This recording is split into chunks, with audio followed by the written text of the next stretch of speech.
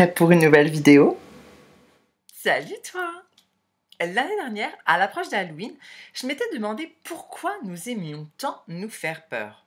C'est vrai quoi! Pourquoi chercher à s'effrayer à travers des films d'horreur, des jeux à sensations, ou même aller visiter des lieux mystérieux, étranges ou soi-disant hantés? Pour ma part, j'adore me foutre la trouille. Quand c'est moi qui le choisis, hein, j'aime pas spécialement qu'on me fasse peur, j'aime moi me faire peur.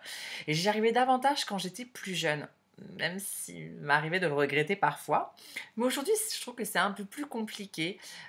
Quoique la dernière fois, je me suis rendue dans un parc d'attractions pour enfants, donc voilà, hein, c'était pas des gros gros manèges, mais il y avait un manège qui mettait la tête à l'envers, qui allait dans tous les sens. Et là, j'avoue, on m'a dit, non, pas trop pour moi.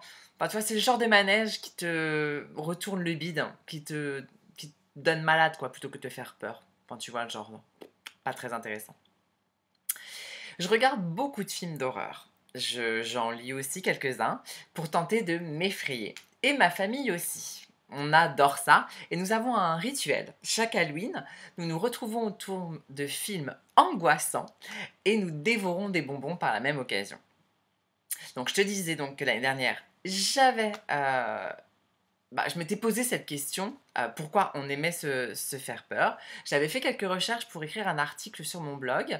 Et comme je trouvais que les résultats étaient plutôt intéressants, je me suis dit, pourquoi pas en faire une vidéo aussi, puisque de toute façon, ceux qui vont sur mon blog ne sont pas ceux forcément qui viennent sur ma chaîne. Donc voilà, je me suis dit que ça serait intéressant. Donc je te livre les réponses ici dans cette vidéo.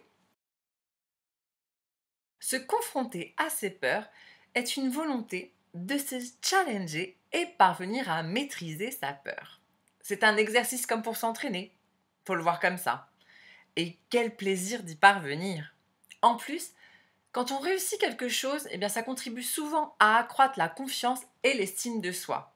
Alors, quel sera ton prochain challenge pour te faire peur? Vivre des moments effrayants, enfin, quand je dis moments effrayants, on se comprend, hein, c'est sans prendre de risques, hein. On parle de livres flippants, de films sanglants. Je te parle pas d'escalader la Tour Eiffel à main nue ou de nager avec des requins blancs. Eh bien, vivre ces moments est une source de plaisir. Et oui, ça je t'assure, l'excitation du moment engendre la diffusion de nombreuses molécules liées au bonheur. Adrénaline, dopamine, enfin bref, des trucs en in quoi. Et cette sensation de bien-être est atteinte surtout quand tout se termine bien, après la mise en danger.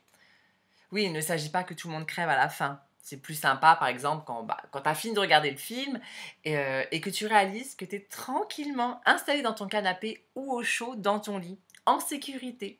Bah ouais, toi tu sais que tu risques rien. Ou même après une épreuve stressante, comme un tour de manège à sensations fortes, et que tu t'en es bien sorti vivant. C'est l'extase. C'est dans le relâchement que le plaisir est le plus fort.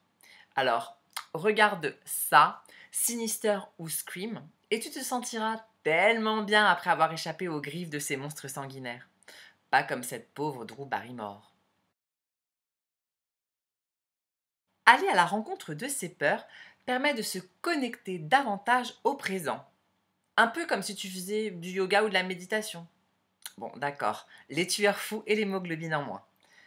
Lorsque tu es plongé dans des scènes terrifiantes ou angoissantes, ton esprit est accaparé totalement.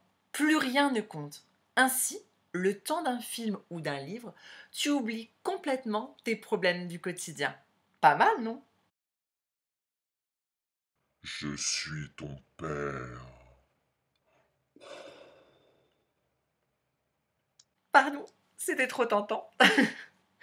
Selon Olivia Chevalier-Chandaigne, docteur en philosophie et auteur de la philosophie du cinéma d'horreur, nous regardons des films d'épouvante ou lisons des livres effrayants afin d'assumer notre part sombre.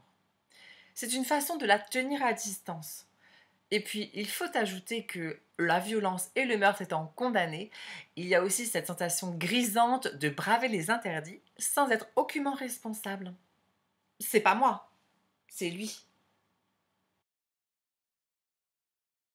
Tu ne t'y attendais pas à celle-là? Eh bien si, tu le reconnaîtras toi-même quand, la plupart du temps, nous éprouvons la peur entourés, que ce soit dans une salle de cinéma avec des inconnus ou encore devant l'écran de télé avec ses amis ou sa famille. Vivre ensemble la même aventure terrifiante rapproche. Rappelle-toi quand tu avais broyé la main de ta super pote serrée contre toi. Ça consolide les relations. Cette vidéo est maintenant terminée. J'espère qu'elle t'a plu. Si tu aimes te faire peur toi aussi, je serais ravie de savoir pourquoi. Alors, laisse-moi un commentaire pour m'expliquer tout ça. Comme d'habitude, si tu as aimé cette vidéo, ce que j'espère, eh bien, hop, un pouce bleu, et pour t'abonner, c'est ici. Et avant de te laisser, je voulais te poser une question. Fêtes-tu Halloween? Je te souhaite un joyeux Halloween et à bientôt.